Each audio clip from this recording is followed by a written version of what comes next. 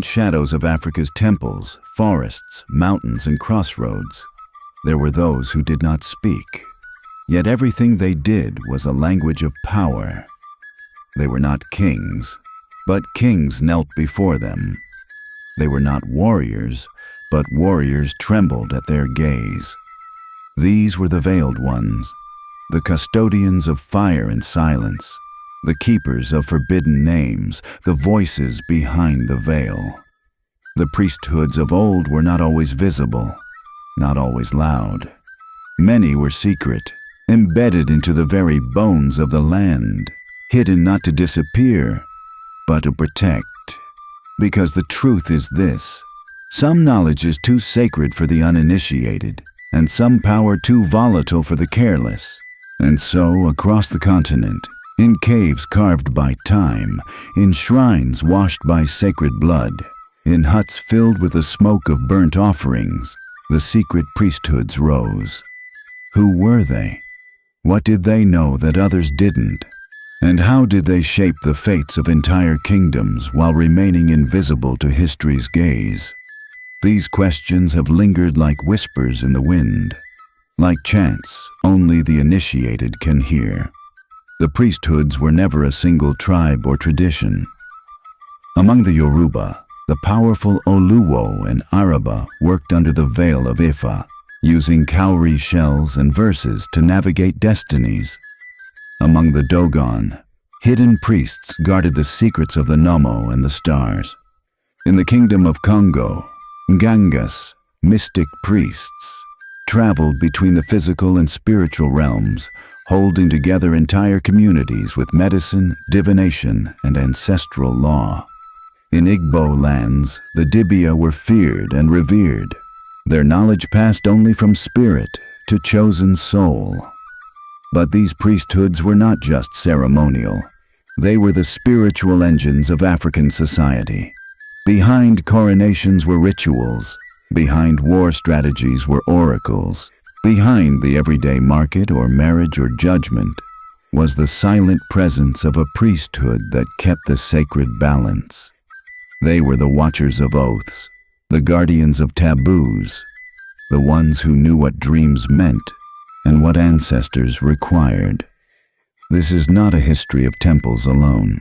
This is a journey into the hidden corridors of African spiritual power, a revelation of the sacred orders whose names were never written, but whose fingerprints shape the world. As we begin, know this: to look upon them is to look into the eyes of power itself, cloaked not in robes, but in silence. Not everyone who walks the earth is meant to enter the inner sanctum. Not all who call the gods can hear them speak. In every village, across every kingdom, beneath every dynasty, there have always been those set apart. The ones whose names are not sung in public, but are whispered in fire-lit huts, hidden groves, or under the thick canopy of midnight rituals. These are the initiated, the ones the spirits chose before their birth, marked in dreams, and baptized in silence. They are not priests in the casual sense of the word. They are not public celebrants of popular faiths. These are custodians of dangerous wisdom. They do not merely serve gods, they carry gods. In Yoruba land, such initiates walk the path of Ogboni, a secret society so tightly bound in ritual and silence that its members are rumored to speak in proverbs and bleed iron. To be initiated into Ogboni is not to gain status. It is to become a living shrine. The society guards the earth's mysteries, swears oaths in the name of the sacred womb of the goddess Onile, and rules not by sword, but by hidden decree.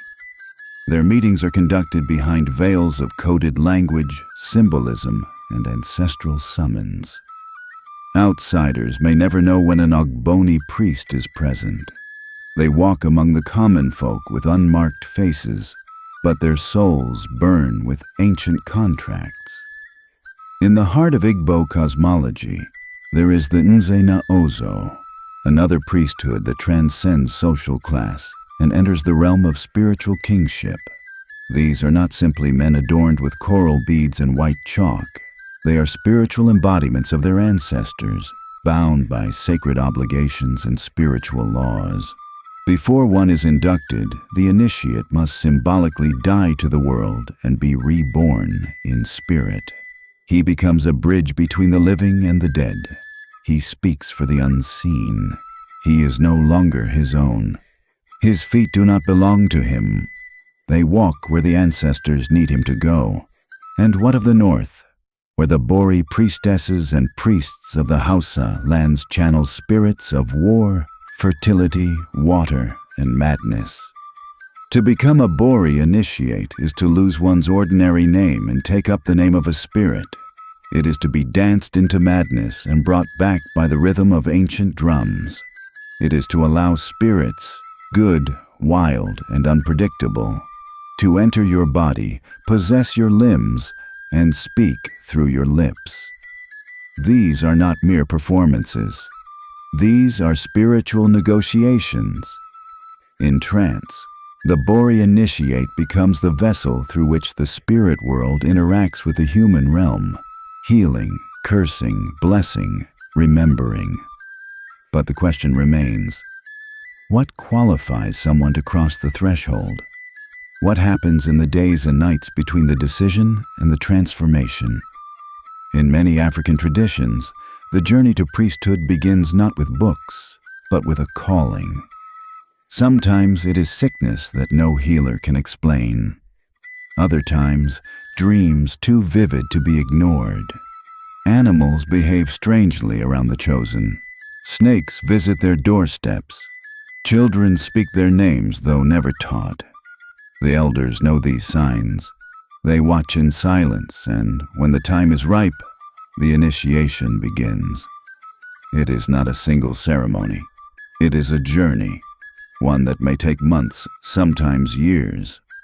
The initiate is stripped of all identity. Their hair may be shaved, their names hidden, and their voices silenced. They are taught not only chants, prayers, and rites, but also how to see what others do not see.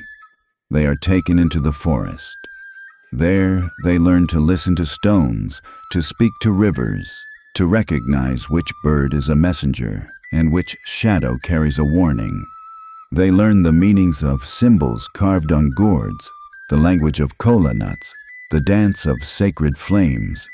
And then, finally, when they are ready, when the spirits have tested and accepted them, they are reborn. Often marked by symbolic deaths or disappearances, these rebirths signify that the initiate is no longer one of the ordinary. When they return to the village, they do not walk, they emerge. Their steps are watched, their hands are greeted with lowered eyes. They now carry sacred responsibilities.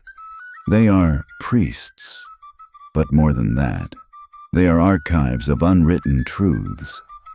These secret priesthoods are not simply about ritual. They are about memory, about continuity, about guarding the pulse of a people's soul across generations. And the truth is, they still exist.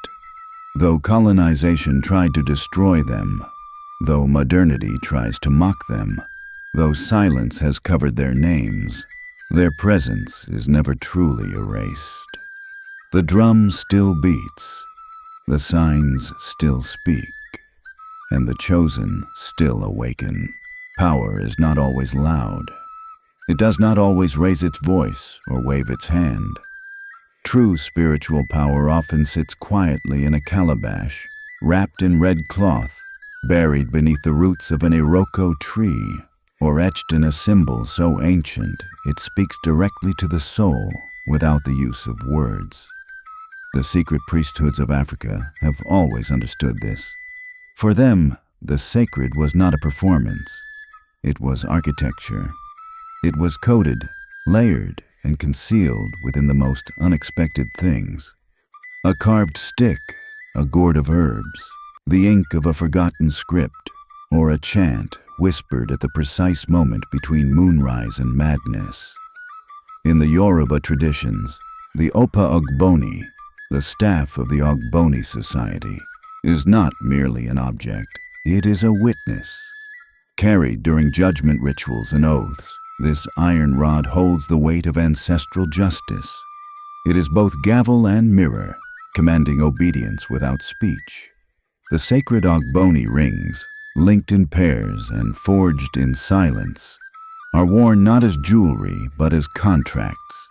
Each ring binds the priest to the covenant of truth, to speak what must be spoken and conceal what must be kept hidden. Among the Igbo, the Ofo's staff is not symbolic. It is spiritual legislation. It grants the authority to speak on behalf of the ancestors.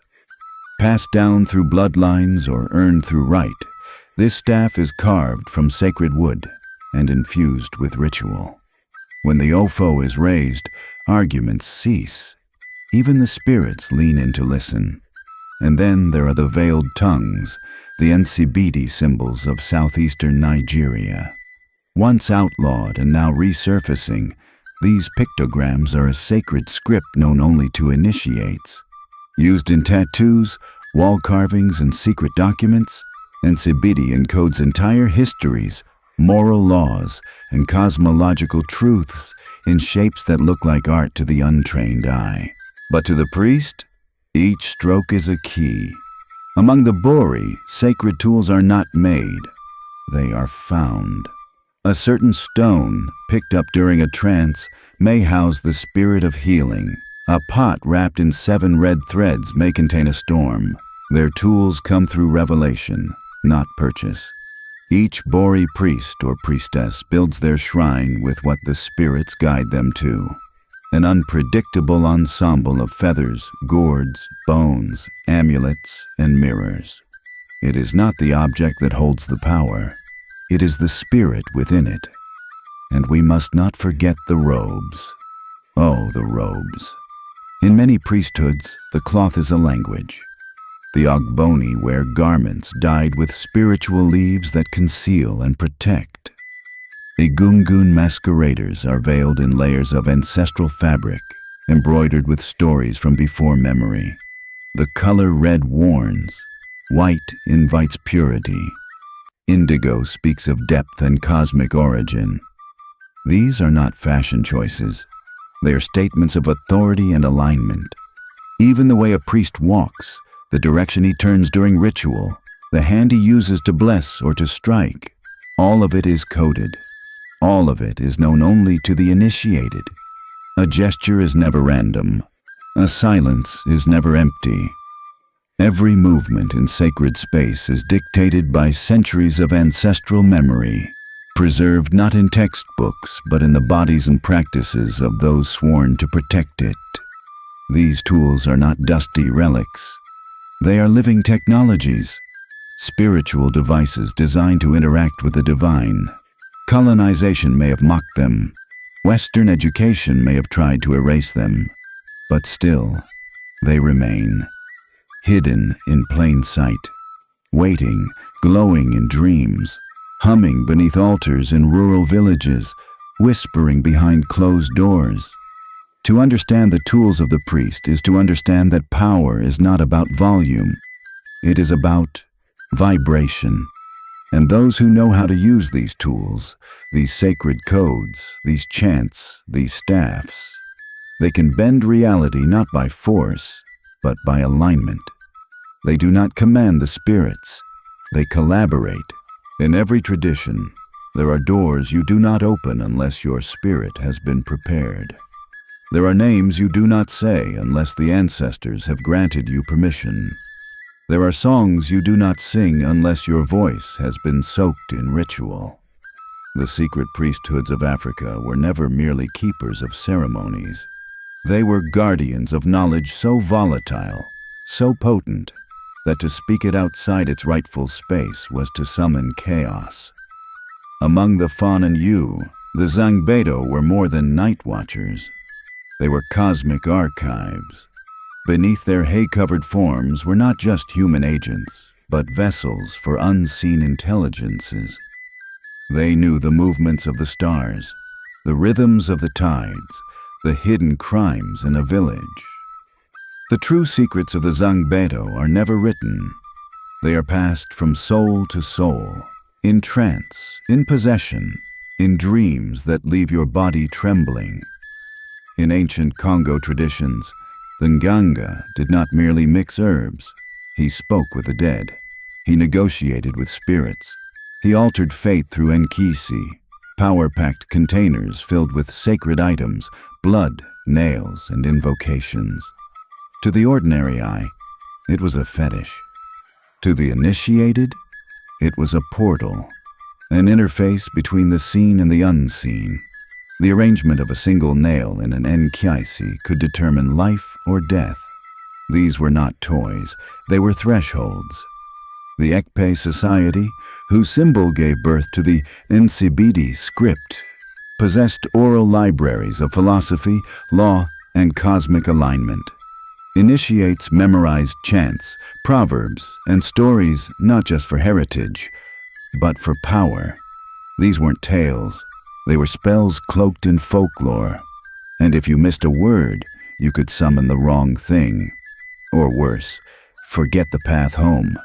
The Ogboni, masters of Earth's silence, held truths about reincarnation, sacred geometry, and blood oaths that tied one generation to the next. It was said they knew how to listen to the ground, literally. Through a ritual of stillness, they could hear what had been buried. Corpses, curses, confessions. Their silence was not ignorance. It was precision. Because to speak without preparation was to die with knowledge you could not carry. And then there were the forbidden rites.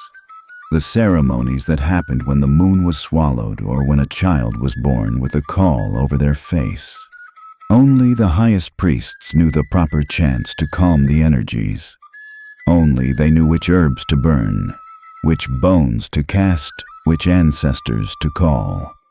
The uninitiated could only watch or be sent away, blindfolded for their own safety. These secrets were not hidden out of arrogance. They were hidden because the sacred is like fire. It gives light, but it can burn. The priesthoods were the keepers of that fire. And the uninitiated? They were the ones still learning how to carry flame without turning it into ash. In the old days, even kings bowed before the priests, because kings ruled the land, but priests ruled the fate that hovered above it. This is not mythology. This is spiritual infrastructure, built on the wisdom that not every door should be kicked open. Some must be bowed before, some must be whispered through. In the world of the ancient priesthoods, nothing sacred was ever free. Power had a price, and that price was blood. Not always in the brutal sense, but always in the binding sense. Because the moment a soul crossed the threshold into initiation, they were no longer their own. Their blood, their name, their voice, all belonged to the order, to the spirits, and to the ancestors watching from beyond the veil. In the Yoruba Ogboni society, the initiation was sealed with blood and earth. A drop from the initiate's finger mingled with the sacred dust of Ile, the Earth Mother. This was not just symbolism. It was a legal contract between realms. The initiate was swearing that even in death, they would serve. Their skulls, buried in ritual places, would one day become oracles themselves, tools for the next generation to consult. In the Ekpe lodges, the final ritual involved the breaking of a kola nut in the presence of ancestral masks, followed by the oath of silence, known as Imbiam, among Ibibio-Efik people. To break that silence was not betrayal. It was spiritual suicide. The ancestors would turn their backs. Misfortune would strike in strange and irreversible ways. That's why those who survived the rites walked differently, spoke differently. They carried the gravity of things unseen. And in Dahomey, the Vodun priests and priestesses entered into lifelong contracts with their patron spirits. These weren't relationships of worship. They were marriages of purpose. Some even bore spiritual marks upon their skin or wore iron bracelets to signal their allegiance. If they failed to honor their obligations by neglecting a ritual or refusing a vision, they risked sickness, madness, or the severing of their lineage's spiritual inheritance. Ancestral contracts were not metaphors. They were signed in reality, in the form of totems, inked tattoos, sacred cloths, hidden relics buried beneath clay floors. And every item had a story, a chain, a weight. Some priests would not sleep in normal rooms. Some could not eat certain foods because their vows made their bodies sacred territory, shared with the ancestors who spoke through them.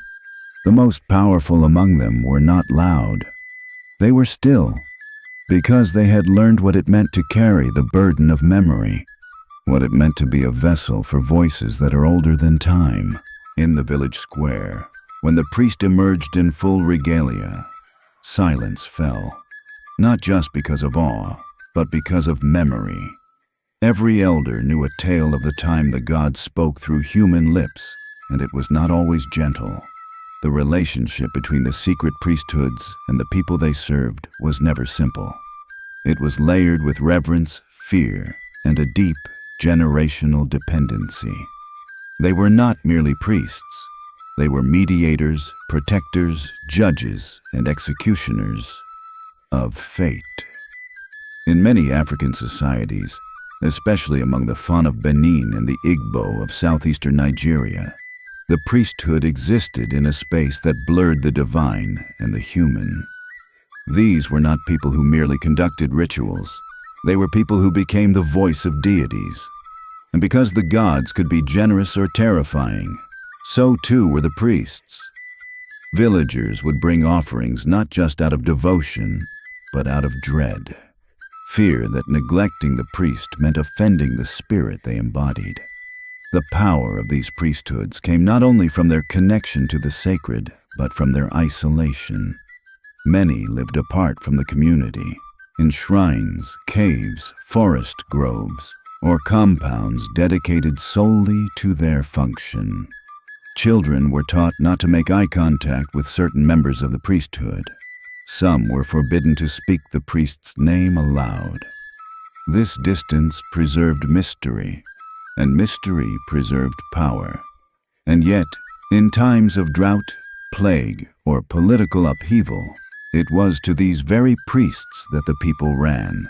The priest would perform divinations, casting cowries, reading the ashes of burned offerings, invoking ancestral spirits through drums and dance, and then speak words that could decide the fate of the entire community. Would the rains come? Should a king be dethroned? Should the boundary stones of the village be moved? The priest knew. Among the Dogon of Mali, priests were responsible for interpreting celestial rhythms, tying the fate of crops and childbirth to the movements of invisible stars. Among the Degara Burkina Faso, the Kontomble, dwarf spirits of the bush, spoke only to diviners through dreams and whistles. In every case, the priest was not merely advising the people, they were recalibrating reality on behalf of them, and there was no escape from the system. Even the most skeptical elder knew that rejecting the priesthood's authority was not just rebellion. It was spiritual suicide. To defy a priest was to sever your protection from the unseen world. And so, submission was not only common, it was inherited. People learned to depend, learned to fear, learned to honor. But not every priest stayed in the village. Some traveled, some vanished. Some carried secrets far from home. They came without warning, cloaked in silence, walking staffs in hand, beads clinking with each step. Their presence did not need to be announced. Children stopped playing. Elders lowered their heads. These were not ordinary priests tied to one shrine or one oracle. These were the wanderers, the emissaries of deeper mysteries, bearers of rituals not rooted in place, but in power. They belonged to no village, yet all villages owed them respect. Their allegiance was not to any king, but to ancient orders whose names were never spoken aloud, only whispered in dreams and initiation halls. Long before borders split Africa into nations, before colonial maps sliced through sacred lands, these wandering priests moved with the wind. Among the Yoruba, some were known as Awo, initiates of the deepest Ifa knowledge, tasked with carrying esoteric wisdom from town to town, reciting verses of the Odu Ifa that only their tongues could bear. Among the Congo people, Nganga priests would walk from valley to valley, vessels of spiritual power, trained to awaken in Kisi, sacred objects pulsing with force, and to silence curses that had traveled generations. In Ashanti lands, stories are told of priestesses who rode with the rain, summoned only when the kingdom faced spiritual collapse. And among the Igbo, there were those trained in far-off hills who returned with marks on their bodies, evidence of trials in the realms beyond flesh. They were part of sacred networks, secret societies that transcended language and lineage. Some bore the sigils of the Ekpe, others spoke the language of Nsibidi. All carried power that could unravel a kingdom or seal it against ruin. These traveling priests were more than just spiritual experts. They were diplomats between the visible and invisible, between kingdoms and realms. When wars threatened, it was often they who negotiated peace, not with kings, but with gods. They carried herbs unknown to village healers, chants older than the drum, and bones that could whisper when thrown on sacred cloth. Some were said to never age, others to speak with the dead. All moved with an air of both grace and terror, because they knew something others didn't, and that alone was dangerous. Their secrets were protected with layers of ritual. To become one was to die in the ordinary world and be reborn through pain, vision, and blood. Many entered training as children, offered by their families to the order. Some never returned home. Those who did came back with veiled eyes and guarded mouths, speaking in symbols, dreams, and coded language. They were honored, feared, and sometimes hunted, and yet they endured. Their footsteps formed invisible roads across the continent, mapping a hidden world of knowledge beneath the kingdoms of men. When colonizers came, these priests did not fight with swords. They vanished, disguised, waited, and in dreams they still whisper. But who truly protects these secrets? In every tradition, there are keepers, not of temples, not of shrines, but of silence. These are the ones who carry truths so powerful, so ancient, that to speak them aloud would shake the very foundations of the world. They are not the high priests seen at festivals. They do not dance during rituals or call down the gods with drums and chant. Number. These are the ones who sit in shadows while others speak. They are the watchers, the rememberers, the guardians of forbidden knowledge. Among the Dogon, it was said that certain elders held the star maps of Sirius B long before telescopes existed. Knowledge passed not through books, but through vision and breath. They guarded the cosmology of the Nomo, amphibious beings from the waters of Sirius who brought order to the chaos of the universe. But that knowledge was not for everyone. Only those initiated through hardship, vision quests, and a sacred tongue could access it. And even then, much was only hinted at in metaphor, for the truth could never be spoken plainly. In the caves of Zimbabwe, in hidden chambers behind the great enclosure, priest architects carved geometric codes into stone, symbols of creation, time, and cosmic alignment. These were not decorations. They were maps of the spirit world. Those who could read them held power to open gateways, but to misuse them was to invite destruction. Among the Akan, certain priestesses, those chosen by the river spirits at birth, were forbidden to speak their visions aloud. Instead, they sang in riddles, in languages only other initiates could interpret. Their silence was not weakness. It was protection. For words are doors, and some doors, once opened, cannot be closed. Even in the forests of the Afik and Ibibio, there are still whispered names of those who knew how to summon spirits with symbols carved into the backs of mirrors, who could speak to wind and fire, not with voice, but with the memory of ancestors. These were the ones who could curse with a glance or bless with silence. They were not feared because they were loud. They were feared because they never had to be. In these secret priesthoods, knowledge is not taught. It is survived. To carry the forbidden is to live with it curled like a serpent around your spirit, always whispering but never striking. It is a burden that only the chosen can carry without losing their minds. And so, my lord, we approach the final gate. To become a priest in the ancient temples of Africa was not a matter of inheritance nor ceremony alone. It was suffering.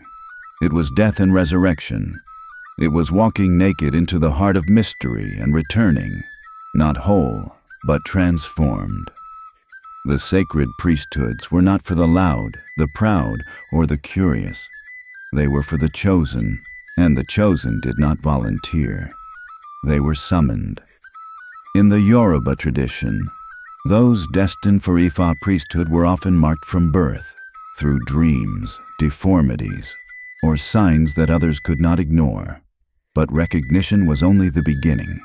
The trials that followed would test not only the body, but the mind, spirit, and soul. For many, it began with isolation, a removal from family, society, and the noise of the world. The initiate would be taken deep into sacred groves or hidden compounds. There, in the silence of the forest, the whispers of the ancestors would begin. They were stripped of their name, their former identity burned away like a carcass before a new one could be fashioned. They slept on bare earth, ate in silence, spoke only in prayer. Some fasted for days. Others faced induced trances, where spirits would speak through them, shake their bodies, break their boundaries. The veil between worlds grew thin in those days, and what was once metaphor became experience. Spirits visited, ancestors tested. Some saw visions so beautiful they wept.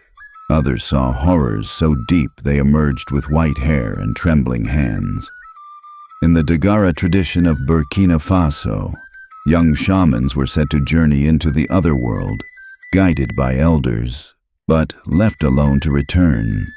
There, they encountered beings not meant for human eyes. If they returned with secrets no one could ever teach. Among the San people of southern Africa, trance dances initiated the spiritual fire in a healer, sparks of divine energy that scorched the body, opening the spine, revealing the hidden. And in the ancient priesthoods of Kemet, before one could even touch a sacred scroll or pronounce a divine name, they had to undergo the Tekahra, the discipline of silence and the purification of the mouth. It was believed that the word had power to create, and no impure vessel could utter truth without consequence. They fasted. They meditated on cosmic order, Mat, until they no longer spoke from ego, but from the voice of the gods themselves. The trials were not punishment. They were transformation, fire that forged clarity, isolation that birthed communion, pain that taught the sacred. By the time a priest returned from the forest, the cave, or the trance, they were no longer themselves. They were vessel, mirror, oracle. The people did not bow to the man. They bowed to what now stood in his place. And now, my lord, we near the sacred center.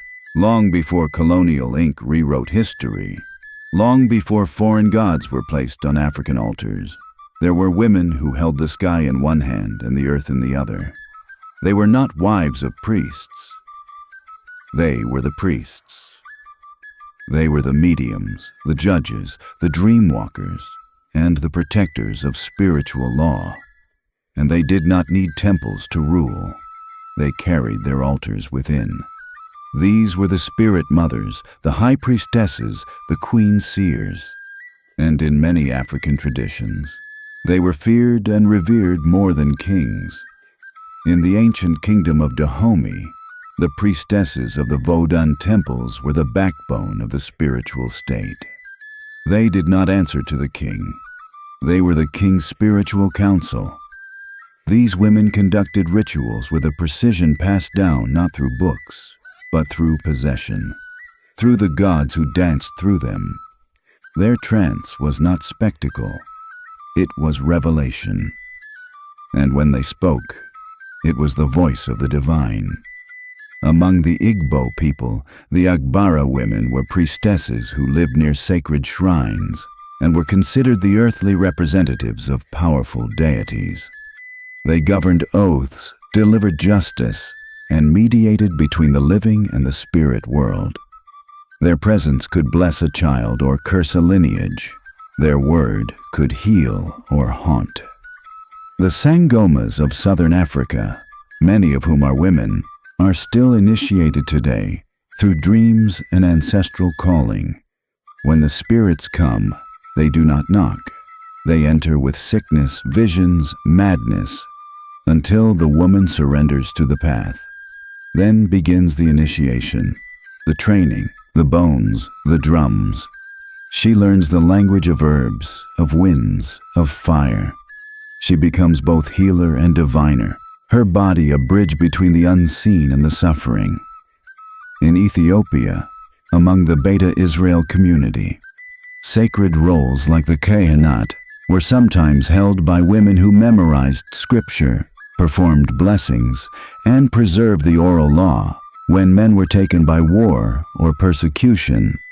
And in Egypt, during the time of the pharaohs, the god's wife of Amun was a title held by women who performed the highest temple rites and were considered consorts of the deity, a position of mystical and political power. But colonial powers feared this female authority. Churches demonized it, textbooks erased it, and yet, through whispered names, secret gatherings, midnight ceremonies, it survived. Because spirit does not bow to patriarchy, spirit flows where it is welcomed. Today, many priestesses rise again, not just in Africa, but across the diaspora. In Brazil's candomblé, in Haiti's Vodou, in the African-American rootwork tradition, women are once again stepping into their cloaked thrones, leading not from ego, but from an ancestral fire that never went out. They were never just mothers, never just wives. They were, and still are, the sacred voice behind the veil. There are languages older than speech, languages carved into stone, painted onto skin, woven into cloth, whispered in moonlight. These were not mere decorations. They were codes, keys, contracts with the divine. Every priesthood, every secret society, every spiritual lineage worth its salt had its own sacred lexicon, a language not taught, but revealed, and only to those who had earned the right to know.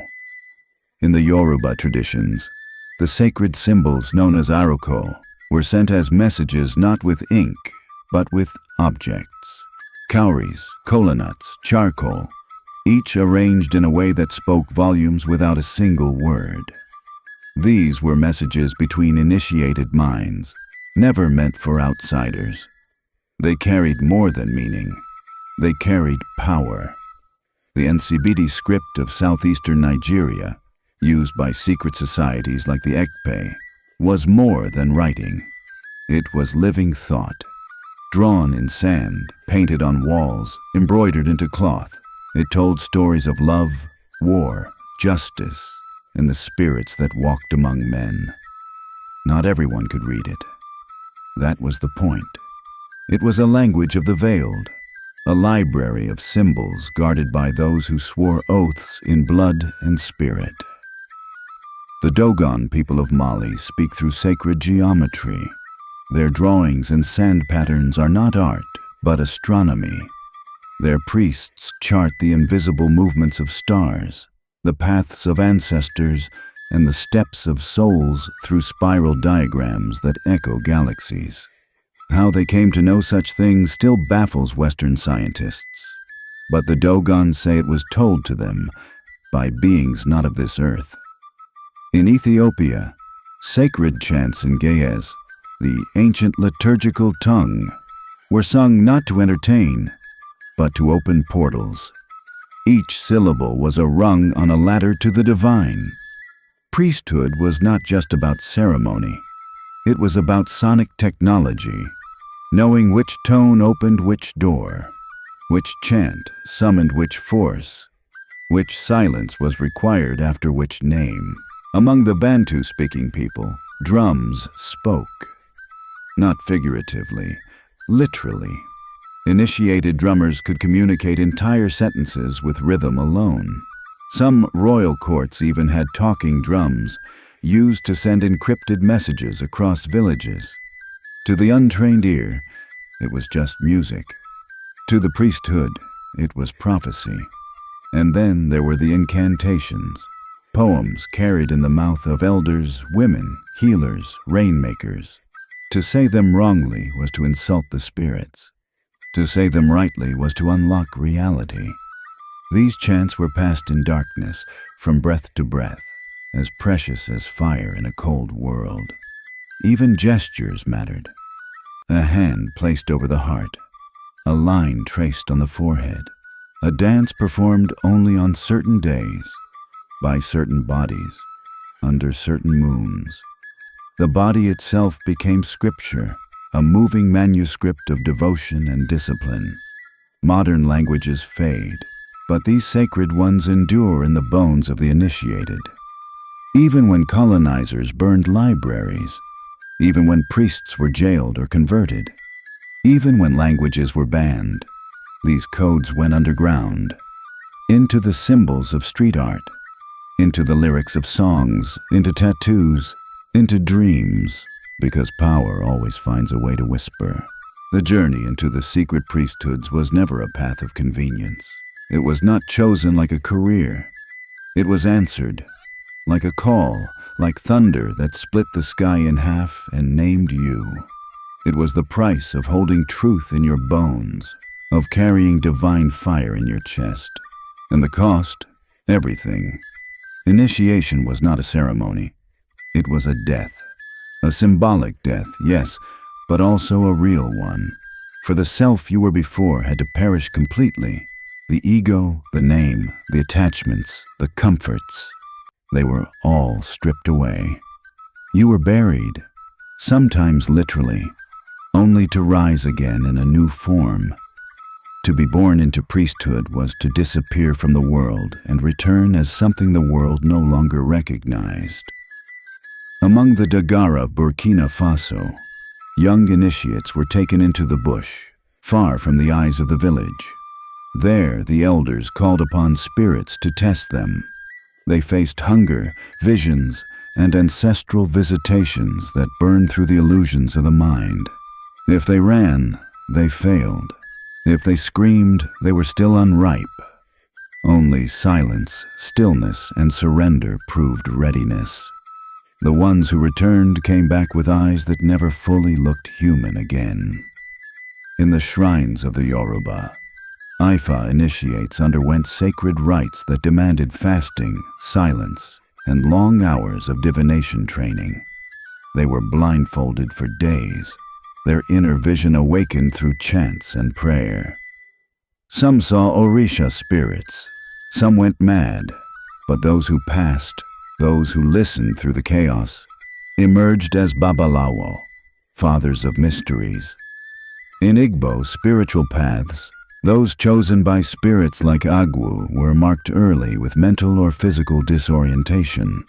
They would fall into trances, speak in unknown tongues, or withdraw from society. Families feared them, but the elders knew. These were spirit-called seers, whose madness was medicine in disguise.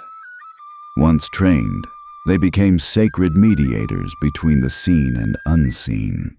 Even the Zulu Sangomas endured initiations of fire. They were made to sleep beside graves. Their ancestors spoke through dreams that shattered their identity. Some had to wrestle spirits in visions. Others were struck by lightning, a literal bolt of spirit recognition. Survival was proof of selection.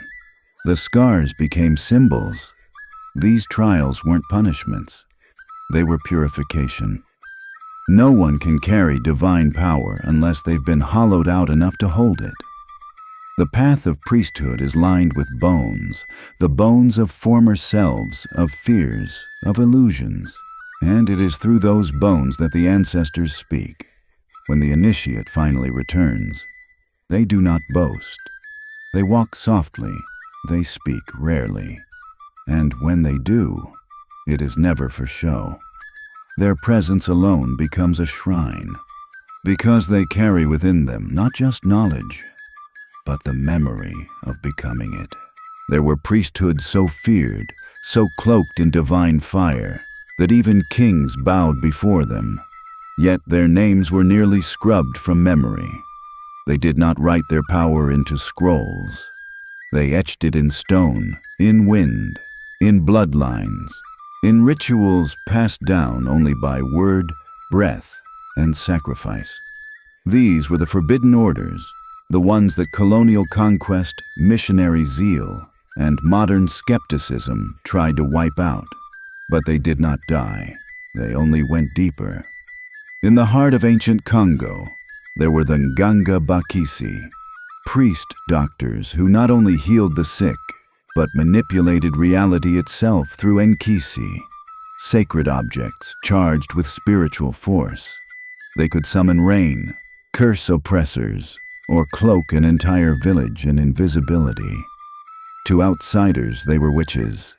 To their people, they were keepers of the pulse of the land. When European invaders came, they burned the fetishes, drowned the priests. But even now, in whispers beneath the forest canopies, the teachings of the Bakisi flicker like fireflies in the dark. Among the Fan of Dahomey, the Honon and Huunsi were male and female priests of Vodun, serving deities like Legba, Mawu, and Hevioso. Their ceremonies were too loud, too alive, too uncontrollable for colonizers. Drums were banned, temples were desecrated, but the forbidden orders adapted. In Haiti, in Brazil, in Cuba, they transformed into hungans, mambos, and babalaos, carrying the flame of the old gods through the ashes of the slave ships. They masked their rites beneath Catholic saints, but the Orisha were never fooled, and neither were the initiated. In pre-Islamic Hausa lands, the Bori priestesses, known as Ina, walked as living shrines, possessed by spirits of wind, war, and love. They danced into trance and healed through song. They were women of immense power in a world that feared female agency. When Islam spread across the region, the Bori cult was declared heretical, but the spirits would not leave. Even today, in secret ceremonies, Bori lives in song, in powder, in fire, in drums that never forgot their names. The Egungun priesthood was another forbidden order. Their masked dances were not mere performance. They were summoning rituals, ways to bring the ancestors into the realm of the living. Each movement was a language. Each cloth was a veil between worlds. Colonial authorities, unable to understand, called them demons. Churches declared them pagan, but they danced still, at night, in secret groves, in exile, in dreams. And in every step the ancestors whispered, "We are still here." These forbidden orders survived not through defiance, but through divine stubbornness. Spirit cannot be colonized. Fire cannot be baptized out of a soul born to burn. And so, they slipped past every prison built to contain them, not by force, but by returning to the earth, the wind, the river, the story. To study them now is not to resurrect them. They never died. It is to kneel before a mystery that refused to forget itself. The priesthoods may have vanished from the sight of kings, missionaries, and conquerors, but they never stopped speaking. They simply changed their tongue. Their language was no longer written in scrolls or spoken aloud in temples, but inscribed in the secrets of symbols, the folds of cloth, the placement of stones, and the rhythm of the drumbeat. To those who only saw with their eyes, they were decorations, coincidences, traditions. But to the initiated, these were messages. Codes passed from realm to realm, generation to generation. The sacred had learned to speak in whispers. In Nesibidi, the secret writing system used by the Ekpe Society of the Cross River region, meaning was not bound by alphabet or grammar. Instead, symbols unfolded through context, performance, and sacred knowledge. A spiral did not merely spiral, it invoked birth, death, return. A pair of parallel lines was not just design, it declared justice, duality, balance. Outsiders thought Nsibidi was lost, but the masks still wear it, the walls still hold it, and the elders still draw it in sand when no one is watching.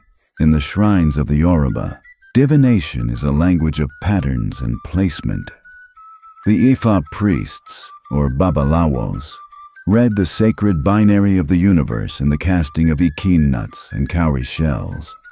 But these are not games of chance. Each configuration opens a portal to stories, Odu, that hold counsel from the Orisha, the gods, and even the unborn. To one who sees without knowing, it is random. But to one who has heard the silence, it is revelation. Among the Akan of Ghana, symbols like Adinkra adorn cloth, pottery, and architecture. They are not mere aesthetic, they are sacred scripts. Abon, the symbol of safety. Dwenemen, the ram's horns of humility. Abon and Nkinkim, the home and the journey. To wear them is to invoke them. To pass by them is to remember the soul's design. In the highlands of Ethiopia, the Beta Israel preserved secret prayers hidden inside Gaia's characters, codes written during persecution, folded into amulets, whispered into memory, and hidden beneath walls. In the Congo, the Bakongo cosmogram, a cross within a circle, spoke of the journey of life, death, and rebirth, mapping the soul's spiral from the world of the living to the spirit realm and back again. Even in diaspora, among enslaved Africans in Brazil, Cuba, and the American South, the symbols traveled. They morphed into quilt codes, into the ring shouts, into carvings on walking sticks and patterns on church walls. Each symbol a bridge, each sign a signal, each hidden stroke a reminder. We are not gone, we are encoded. These secret priesthoods knew what power was. Not loud, not boastful, but silent, persistent, woven into the everyday, so deeply rooted that even centuries of erasure could not tear them out. The ancestors made sure of it. Their language was not just sound, but symbol, not just voice, but vibration. And to awaken it is to remember that meaning was never lost. In the shadows of history, behind the veils of temples and beneath the hush of forbidden names, there walked women whose power was feared even more than it was misunderstood. They were not always called queens. They were not always crowned.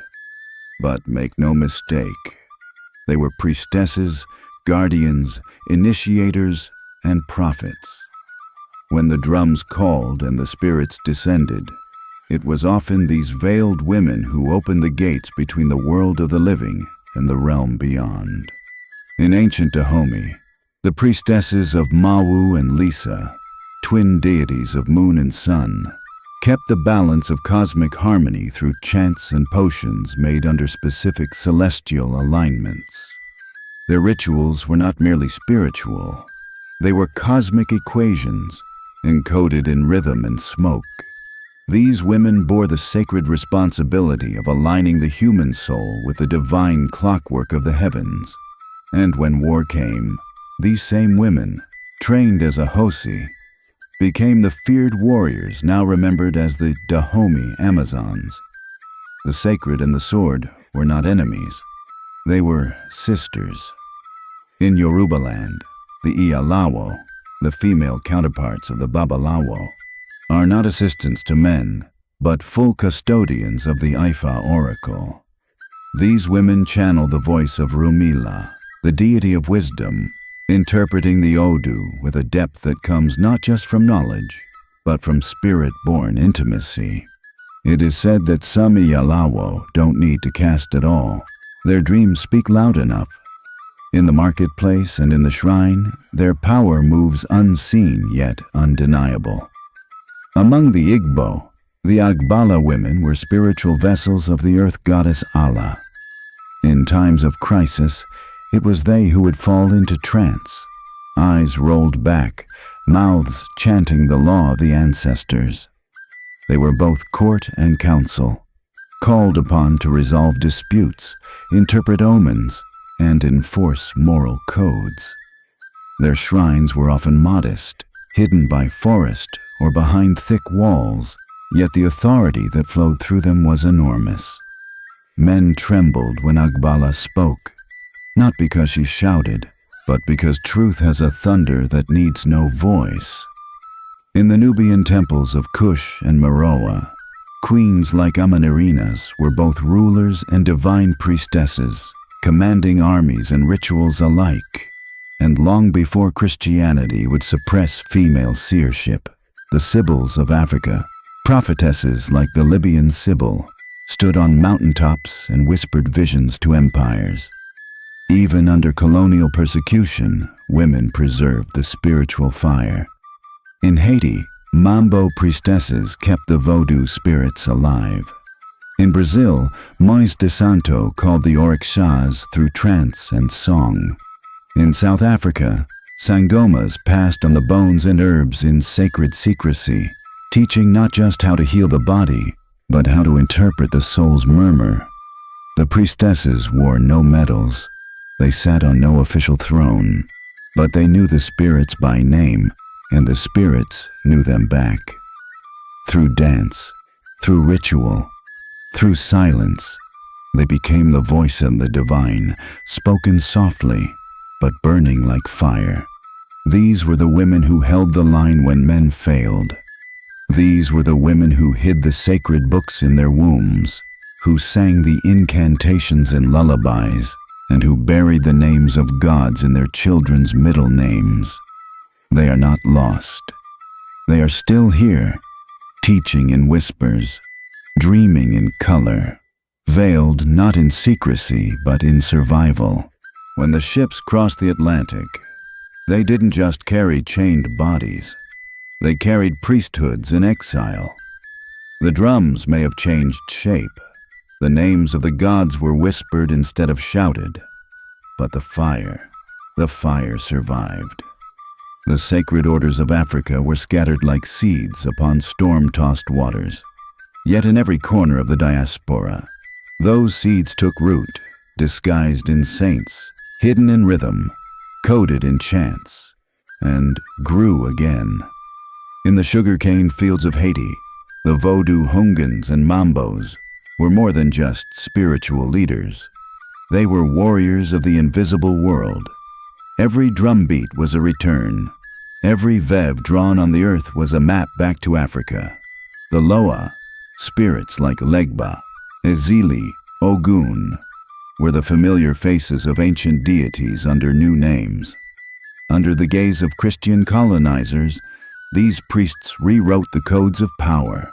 They wrapped Congo and Kisi in rosary beads, placed Yoruba Orisha behind stained glass, and kept the ancestral spirits fed in hidden ceremonies under the full moon. It wasn't adaptation, it was resistance through reimagination. In Brazil, the priest kings and mothers of Candomblé revived whole pantheons in exile. The Babalorixas and Ialorixas danced the old dances, preserved the old rhythms, and trained initiates in lineages that stretched back beyond slavery, beyond memory, straight to Elif. Here, Zango thunders once more. Oxum flows in golden robes, and the terreiro is not just a temple, it is a portal. The rituals, orikis, and secrets of the priesthood were carried in the lungs of the enslaved, but today they're sung aloud and dressed in regalia the colonizers could never silence. In Cuba, the spiritual engineers of Santeria rose. The Santeros and Santeras learned how to camouflage gods behind Catholic saints. Obatala became Our Lady of Mercy. Chango became Saint Barbara. And in doing so, they kept the lineages alive beneath the skin of colonization. They anointed with coconut water instead of palm wine, but the essence was unchanged. The spirits responded still. Even in the United States, in the hushed-toned conjure of the hoodoo root workers, you find fragments of priesthoods long assumed lost. In backwoods and basements, the priesthood lived on. In psalms layered with incantations, in graveyard dust used to call the dead, in crossroads rituals whispered before dawn. These were not random superstitions. These were pieces of once whole systems, adapted, masked, yet spiritually intact. And still, the flame spreads. In London, Paris, Toronto, Johannesburg, new diasporic shrines rise. Young people, hungry for memory, are reinitiating themselves into mysteries their grandmothers only dared whisper about.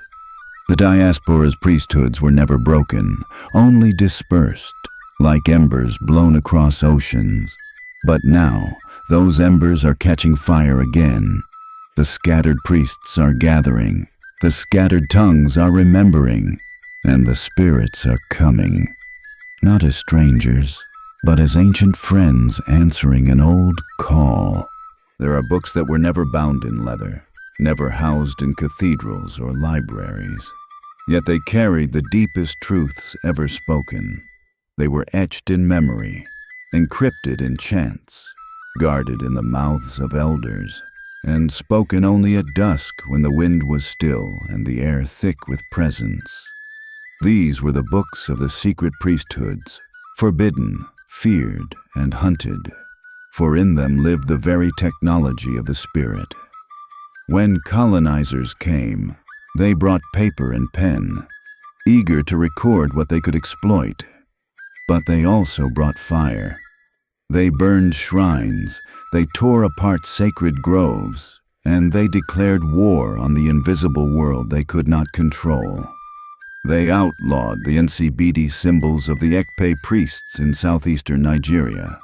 These ideograms carried not just language, but ritual authority, to judge, to bless, to remember. With every scroll destroyed, a world was wounded. But the knowledge was not lost, it was relocated. Into cloth patterns, into tattoos, into drum patterns that only the initiated could decipher. In Mali and Ghana, griots once spoke verses that linked men to the stars. These oral bards were living libraries, and many of them belonged to priestly castes. Their memories spanned centuries. But when the French brought their curriculum and tore down the storytelling schools, they thought they'd erase the archive. Yet the griots adapted. They sang in marketplaces, hid cosmology in love songs, and taught the children in secret under baobab trees. The knowledge continued, unrecorded, but unforgotten. In the Horn of Africa, sacred scripts like Gez and Tifina held more than history. They held the language of divine beings, incantations, and time-coded prophecies. When the scrolls were seized or smuggled to European museums, What was not stolen was protected in the mouths of priests who refused to write, because writing could be destroyed. Speaking could not. Even today, among the Dagara, a diviner may speak in a language no living man recognizes, because the tongue belongs to the other world, a language of spirits, not scholars. Across the continent, many spiritual orders chose silence, not because they had nothing to say, but because what they knew was too powerful for public air. Their libraries were in ritual, their syntax was sacrifice, and their archives were dreams. These forbidden books, those incantations never penned, those stories only spoken in trance, are beginning to surface again, as if the spirits themselves are tired of being misquoted, as if the ancestors are reopening the vault. Now, a new generation is asking, what if the true Bible of Africa was never written in ink? What if the sacred Quran of the forest was never inscribed on scrolls? What if the holiest truths were carved in breath, drum, fire, and shadow? And only those who remember how to listen can read them. They moved in silence, but the world trembled when they passed. The sacred priesthoods of Africa were not only defined by chants and hidden shrines, they were cloaked in a secret language of signs. Masks were not mere decoration. Colors were not just aesthetic. Gestures were never random. Each line on the face, each shade of fabric, each flick of the wrist, all were encrypted messages of the spirit world, codes that only the initiated could decode. These were the visual grammars of the sacred, and through them, divine power flowed. In the Yoruba traditions, the priesthood of Egungun concealed the dead in elaborate, multi-layered costumes of cloth and ancestral energy. The colors were not chosen for beauty. They were spiritual frequencies. Red could summon wrath. White was purity and the ancestors' peace. Blue, deep as the night sky, was the veil between the worlds. When the Egungun danced, their swirling robes did not merely move. They spoke. A movement leftward might honor the mother's lineage. A sudden stillness could be a warning from the other side. They were not performing. They were declaring spiritual law. In the forests of Central Africa, the Bwiti priesthood used intricate face paintings of kaolin and charcoal, white to call spirits, black to repel danger, red to energize. But these colors were not symbolic. They were living forces. To wear them was to invoke the presence behind them. And when the priest stepped into the sacred circle, he became the voice of that force, not metaphorically, but literally. He no longer spoke for himself. He became the mouth of the invisible. Among the Ekpe society of the Cross River, the secret codes of Nsibidi were drawn not only on parchment, but with fingers in the air, on skin, in the sand. A symbol scratched on a doorpost could signify judgment. A gesture of two fingers crossing at the chest might signal allegiance. To the uninitiated, it meant nothing. To the priesthood, it was an instruction from the gods. Even the direction of a stare, the rhythm of a hand clap, or the pattern of drum beats held judicial weight. In the Saharan Tuareg priesthoods, blue indigo-dyed veils were worn over the face, not just for protection from sand, but as a cloak of sacred secrecy. The mouth, bearer of the divine word, was not to be seen by the profane, and so they veiled it, to protect the words, to veil the mysteries, to remind the people that not all wisdom should be naked. The African priesthoods knew that the most potent power was not shouted. It was signaled. That in a glance, a posture, a thread of color, one could deliver divine decree. They also knew that colonizers would never understand this code. So they buried it deeper into ritual, into rhythm, into silence. And now, slowly, It returns, not in the textbooks, but in dance, in art, in memory. The sacred language of the body is rising again, and with it, the orders that once governed spirit and flesh alike. The wind shifted, and foreign ships docked with creaking hulls and empty prayers. They brought mirrors, muskets, and holy books.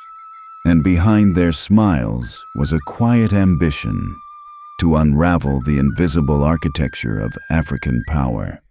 The priesthoods, cloaked in silence and centuries of memory, became targets.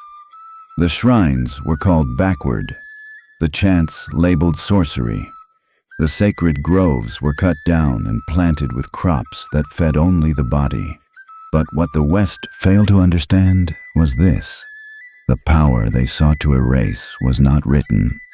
It was remembered, sung, danced, buried, and hidden in the folds of flesh and time. Christian missionaries arrived with promises of salvation, but beneath those promises was a war against spiritual sovereignty. They baptized the children and demanded the old names be forgotten. They built schools beside sacred trees and mocked the very soil that held ancestral wisdom. But not every priest bowed. Some wore crosses over their chests while hiding spirit marks beneath their robes. Some entered churches but whispered incantations into their collars. And some simply disappeared into the forests, taking with them the last living scrolls of their order, their tongues, their drums, their visions intact. Betrayal came not only from outside, but within. Younger generations, seduced by foreign education, fashion, and ambition, turned against their own bloodlines. Sons refused the calling of their fathers. Daughters laughed at the old ways, seeing only poverty in the rituals. Colonial rule incentivized betrayal. Those who revealed the shrines received land. Those who mocked the priesthoods were celebrated. And slowly, village after village fell silent. The gods were still speaking, but no one was listening. Yet, not all was lost. In caves and courtyards, in chants remembered by midwives and secrets passed by firelight, the priesthoods survived. In parts of Dahomey, women priestesses continued to teach children in the dark, brushing sacred dust across their foreheads while telling them it was just play. In Ifa traditions, diviners encoded spiritual texts within parables, so that even if the West read the words, they would never grasp their power. And in the diaspora, in Haiti, Brazil, Cuba, those priesthoods found new ground. They changed names, shifted forms, but kept the flame alive. What the West called extinction was, in truth, camouflage. What they declared dead simply went underground.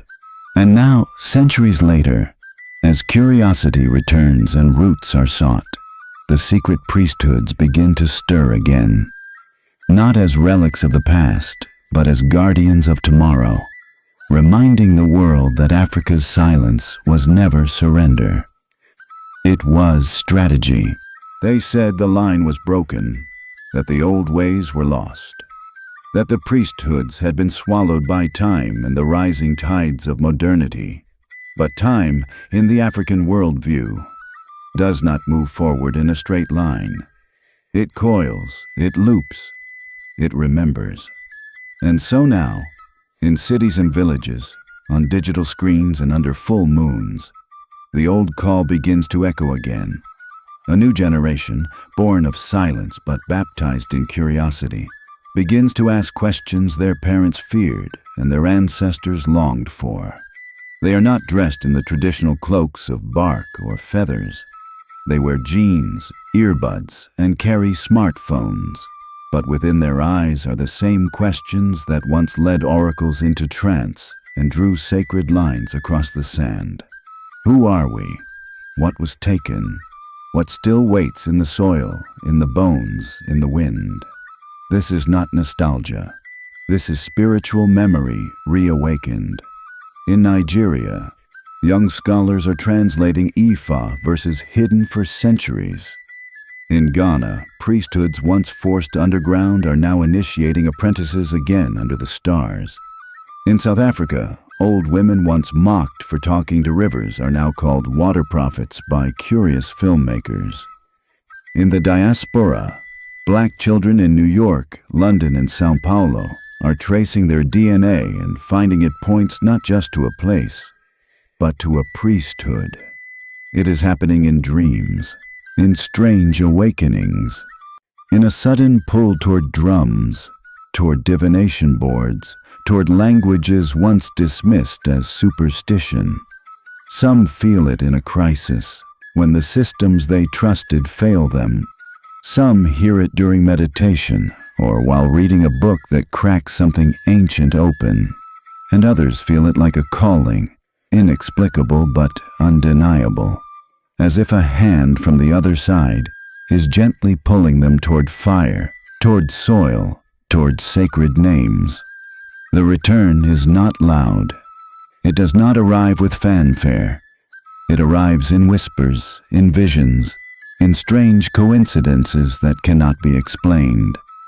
It arrives when a song on the radio reminds you of something you never learned but always knew. It arrives when your child speaks a name no one has taught them. It arrives in bones. This new generation does not need to rebuild the shrines exactly as they were. They are the shrine. The body has become the altar, the mind, the scroll, the blood, the covenant. They do not need permission, only remembrance. And when they step forward, they are not alone. The hidden ones walk beside them, smiling, because the long silence is over. They thought they could bury it, under conquest, under scripture, under concrete and shame. They thought priesthood was a relic, a fossil of forgotten tribes and ancient errors. But you cannot bury a mountain. You cannot silence thunder. You cannot kill what was never truly mortal. The African priesthood, in its hundreds of forms, was never simply a religious office. It was a spiritual current, a covenant between worlds, a living contract signed in breath, in blood, and in spirit. It was never gone. It simply went quiet, hiding in the gaps between generations, waiting for the right voices to awaken. In the secret groves of the Ogboni, beneath the veils of the Iyami Aje, within the trance cries of Dagara diviners and the cryptic proverbs of Akan elders, the priesthood survived. It survived colonization not because it fought with guns, but because it understood what no empire ever does. That spirit is not a place. It is a rhythm. You can ban the shrines, but not the pulse. You can outlaw the language, but not the dream. You can mock the rituals, but you cannot stop the ancestors from speaking. The true priest is not always found in temples. Sometimes she is a grandmother who hums a song that brings rain. Sometimes he is a blacksmith whose hammer sings names older than metal. Sometimes it is the child who talks to trees and dreams of people he has never met. The priesthood lives in gestures, in patterns, in knowing, even when forgotten. It moves like water, hidden, patient, unstoppable. Today, the temples rise again, not always in forests or caves, but in hearts. The words return, not always chanted, but sometimes typed. The altars are rebuilt, not always with stone, but with memory, reverence, and will. The sacred tools may change form, but the work remains. To mediate between the seen and unseen, to protect balance, to remember, to remind. This is not a documentary. This is a summons. The sacred line was never broken. It was camouflaged, and now, with every seeker, every question, every ritual reborn, it shines again. The priesthood is not lost, it is you. If you are called, you do not need proof. You are the proof. If you feel the fire, you are the torch. And so we end, not in silence, but in awakening. The cloaks of silence fall. The sacred breath returns. The priesthood walks again.